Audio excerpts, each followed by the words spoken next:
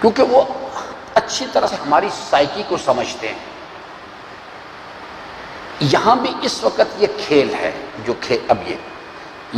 کیونکہ یہ ایک ایسا ایشو ہے جس کے اوپر بڑے آرام سے فسادات کروائے جا سکتے ہیں۔ یعنی آپ دیکھ لیجئے کہ یعنی امیر المومنین کا کہ چونکہ ولایت کے حوالے سے تذکرہ آیا ہے اور انہوں نے ڈائریکٹلی اس پوائنٹ کو ہٹ کیا جا کے جس سے ان کو پتہ ہے کہ لوگ یکدم فلیئر اپ ہو جائیں گے، اور آپ دیکھیں کہ سوشل میڈیا ہیٹ اپ ہونا شروع ہو گیا ہے۔ سوشل میڈیا جو ہے ایک یاد رکھیں ایک ٹمپریچر کو گیج کرنے کے لیے بہترین چیز ہے۔ آپ اسے ٹمپریچر گیج کر سکتے ہیں کہ معاشرے کی فکری ڈائریکشن کس سمت کی طرف جا رہی ہے۔ بہرحال یہ ایک باقاعدہ گیم ہو رہی ہے، وہ چاہتے ہیں ہمیں فلیئر اپ کریں، اور دوسرا ادھر والے گروپ کو فلیئر اپ کرنے کے لیے انہیں اٹھانے کے لیے انہوں نے وہ جو صحابہ اور کا جو ایلیمنٹ ہے اور یہ چیز جو ہے، اور اس کی تیاری مکمل ہے، وہ ایک بڑے فساد کی طرف اس کو لے کے جانا چاہتے ہیں یعنی، اور اس کے لیے انہوں نے ابتدائی طور پہ یعنی، اور آپ یہ دیکھ رہے ہیں جو ایف آئی آرز وغیرہ کٹ رہی ہیں اور دیگر جو یہ سب اصل میں اسی پروگرام کا حصہ ہے۔ آئیے وہ چاہتے جو اس چیز کے وہ فساد کروانا چاہتے ہیں اس چیز کے لیے۔ پاکستان کی جو شیعہ کمیونٹی ہے وہ ان کے لیے کوئی خطرہ نہیں ہے،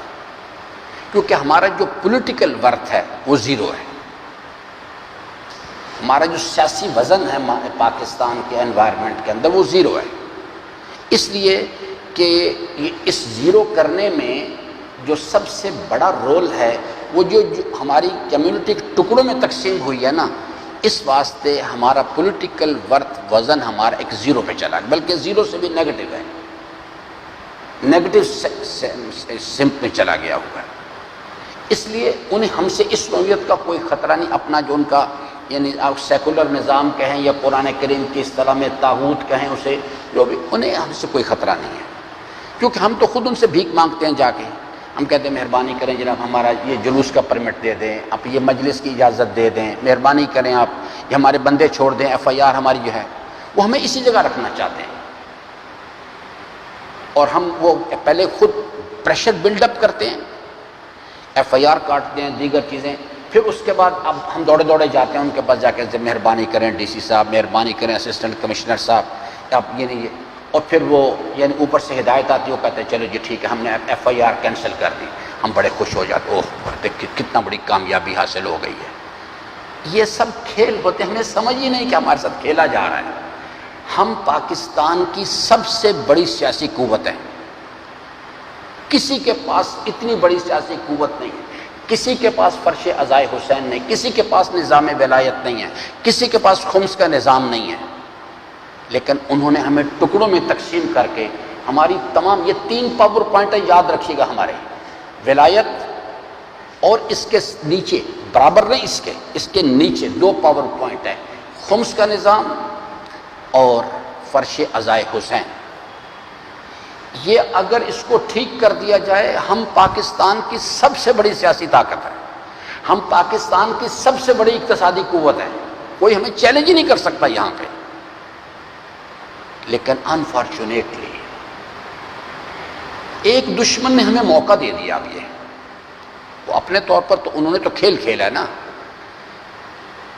دشمن نے ہمیں موقع دے دیا ہے، ایک ہم اسے ایک انگلش میں کہتے ہیں بلیسنگ ان ڈسگائز، کہ اس خرابی کے اندر بھی ایک روشن پہلو نکل آیا ہے، وہ یہ ہے کہ اگر ہم اپنے یعنی اس وقت کی صورتحال میں جو انہوں نے ہمیں چیلنج کیا ہے، انہوں نے ایک ایسے نقطے پہ ہاتھ رکھ دیا جا کے جس میں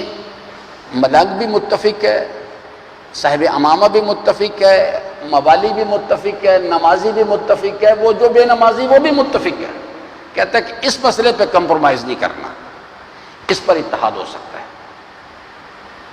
یہ یاد رکھیے گا، دشمن نے ایک مرتبہ پھر اپنی نادانی سے ہمیں اتحاد کا موقع فراہم کر دیا ہے، لیکن اس میں زیادہ ٹائم نہیں ہے۔ اگر 20 سفر تک ہم اپنا صحیح کارڈز پلے کر گئے تو ہم نہ صرف دشمن کی چال کو اس پر الٹ دیں گے، بلکہ ہم یعنی اپنے مستقبل کو بھی محفوظ کر لیں گے۔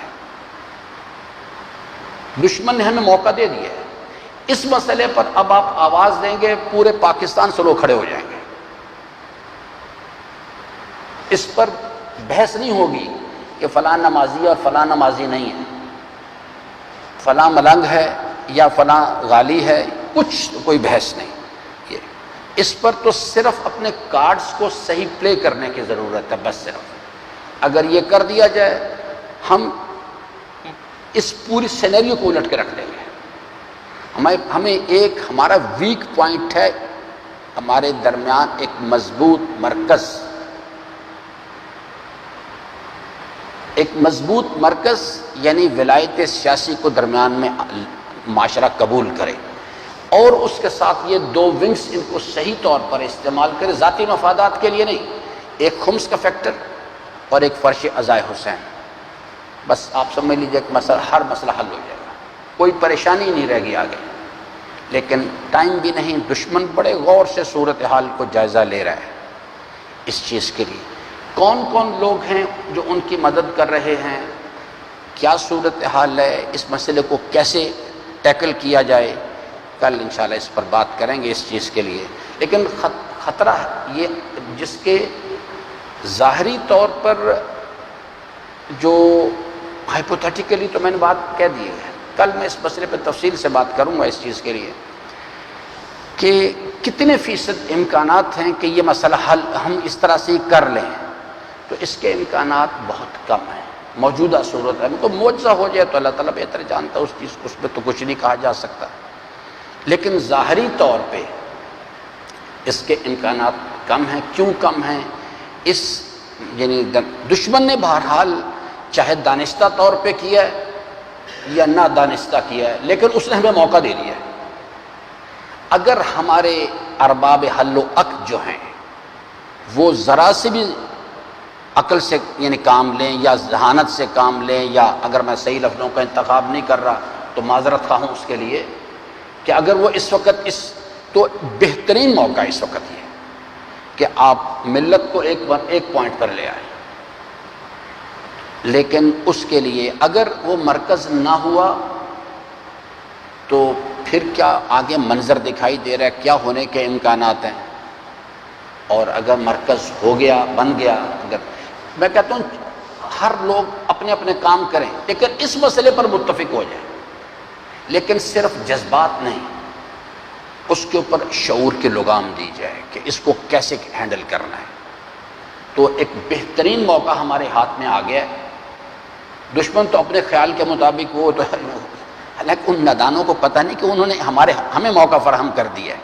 جس ہمارے درمیان جو ہماری جو وحدت تھی، ہماری مفتی جعفر حسین صاحب کے زمانے میں ایک مرکز تھا، اس کو آج 5-6 حصوں میں تقسیم کر دیا انہوں نے.